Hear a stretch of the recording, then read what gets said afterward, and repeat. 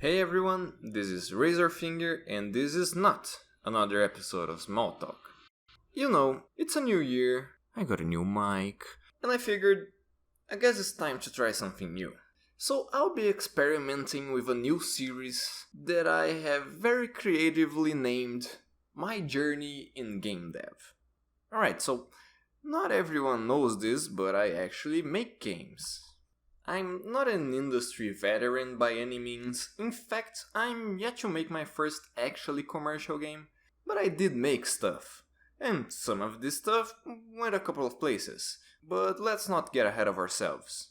So, in this very aptly named series, I'll take a long look at how I started out, what big lessons I learned, what are the plans moving forward, and other things that happened to me or to my games during this whole journey in game dev thing.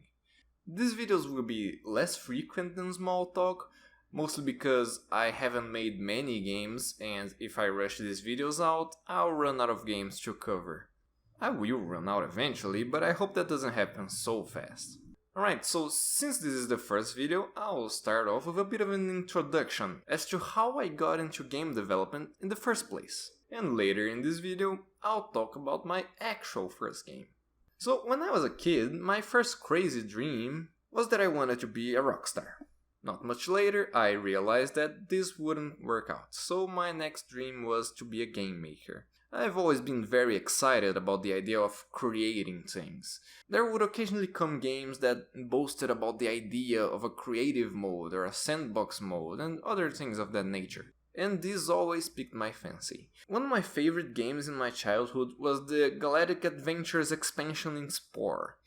I always loved Spore, especially for that creation aspect of it, but my dream was making a full-ass Kingdom Hearts fan recreation of the Thousand Heartless battle inside of Spore Galactic Adventures. That obviously didn't happen. But making fan games of things I loved was a real influence in what ended up being the first step in this journey of mine. Anyway, I don't have footage of any of my Spore creations, so there's not much that I can show, but I can guarantee you that it was probably bad. So my next step forward was when I decided to pick up RPG Maker. I planned on making, you guessed it, a Kingdom Hearts fan game. I don't have any footage whatsoever, but the plan was something like a battle arena, like the one in Kingdom Hearts 1 Hercules, but it was centered around the Destiny Islands, and it was all held by the Organization 13. You'd fight waves of Heartless in the classic RPG Maker traditional turn-based style, and after 10 or so waves, one of the organization members would come to fuck you up. Not the most creative, but I was like 12 or something and I was really into Kingdom Hearts. That idea flew out the window when I started making the first Xemnas sprite and realized that there was no way in hell that I could do something like this. Anyway, comes high school and my cousin tells me that a friend of his can make games because he took computing classes in high school. I was hesitant about it, but decided to try the same route. So I started taking these classes and I hated them. That didn't mean the dream was dead though, so I persevered. To get my degree, I had to do a year of internship at any company working on computer things that I learned in school. Hated it even more. And that was the moment that I thought the dream was really dead. During all those years of dead hopes and dreams, however, I started drawing. I had highs and lows, mostly lows, but looking back at it, I actually did have a lot of progress in these 4 years of drawing. I took drawing classes for only like 2 months, but that alone was enough to give me quite a boost in skill. Still, I didn't feel confident enough to try pursuing a career as a game artist or something fancy like that. Anyway, after around 9 months working, I quit my job because it was about time to go to college. I chose to go to a game design college. That decision was actually kind of a double-edged sword. You know all the warnings and red flags that people like to give about how you probably shouldn't go to a game design college for a variety of reasons? Well, they are 100% true. All of it.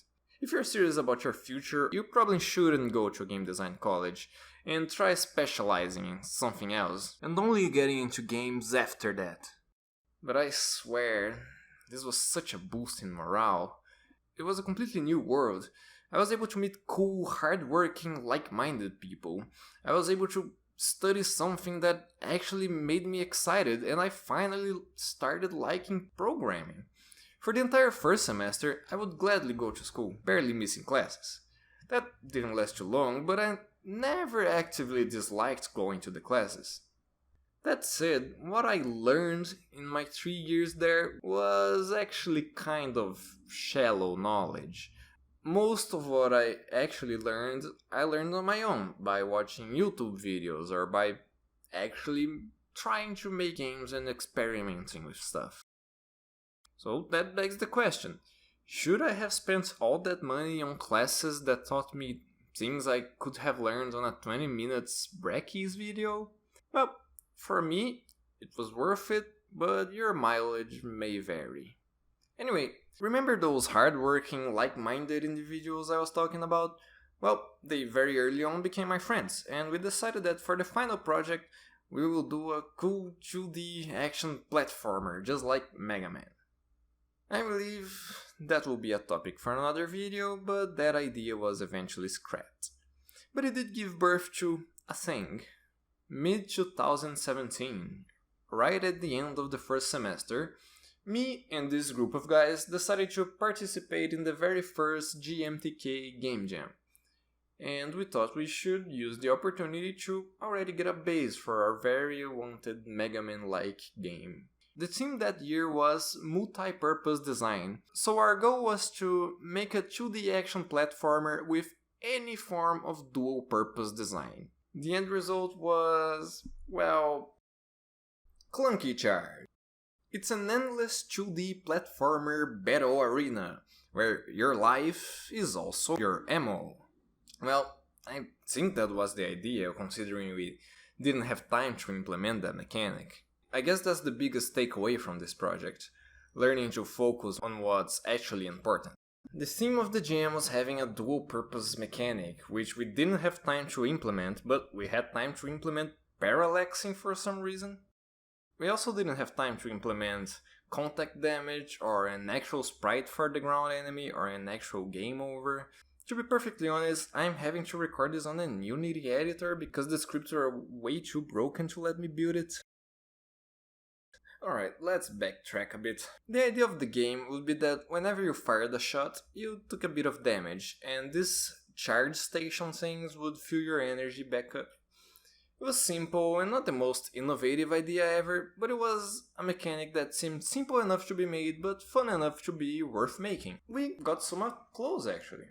The player already had a damage code that the enemies were able to trigger with their shots, and the charge stations already recover some of your damage. You could kill the enemies, and if you cleared all waves of enemies, stronger enemies appeared. And even without a proper game over state, the enemies could kill you, you just respawned infinitely. And we had 3 barely working types of enemies. Each and every one of them had a piece missing, but it was kind of impressive that we managed to get like at least 80% of all 3 of them. The flying enemy couldn't actually damage you, the ground enemy couldn't jump and didn't have contact damage, and the turret couldn't fully aim behind it without its head going kind of crazy. This was actually another one of those things I mentioned before.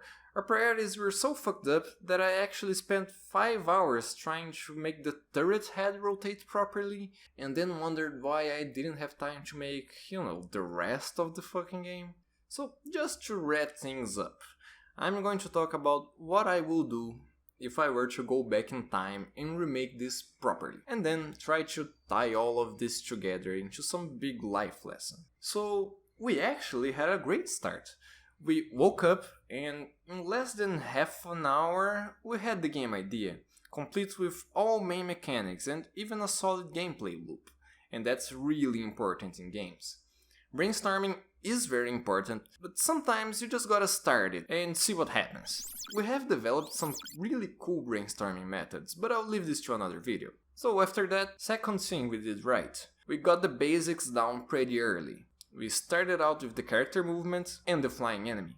After that is where I would do things differently. I tried to make the whole entire game with only the flying enemies and the working player and nothing else. Before beefing up your content and your secondary gameplay loops and stories and extra polish, you gotta get what we in the industry call a minimum viable product, or MVP. An MVP is an early prototype that has only what is absolutely crucial for the game to work and nothing else. In this case, we only needed a character that could run, jump and shoot, and an enemy that could kill you and that you could kill. Then we needed the game to loop, by having you die and go back to the menu and start over. That would probably be the core gameplay loop. And the basis for the MVP.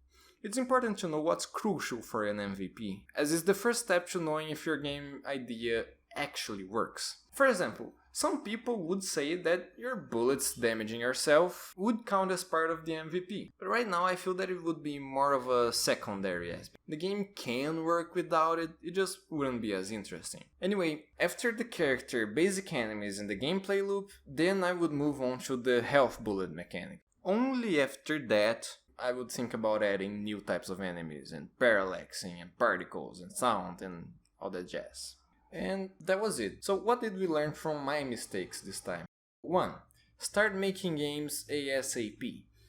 Just starting it will be enough of a morale boost to know if this is actually what you like or not. You don't have to wait till college to start making things like I did. And 2. When making games, focus on what's really important. The actual pillars that will hold your game up. It's okay to daydream about your crazy good lore, but when it comes to actually making stuff, you gotta start small, or you won't be able to reach a big enough spot to fit your crazy good lore.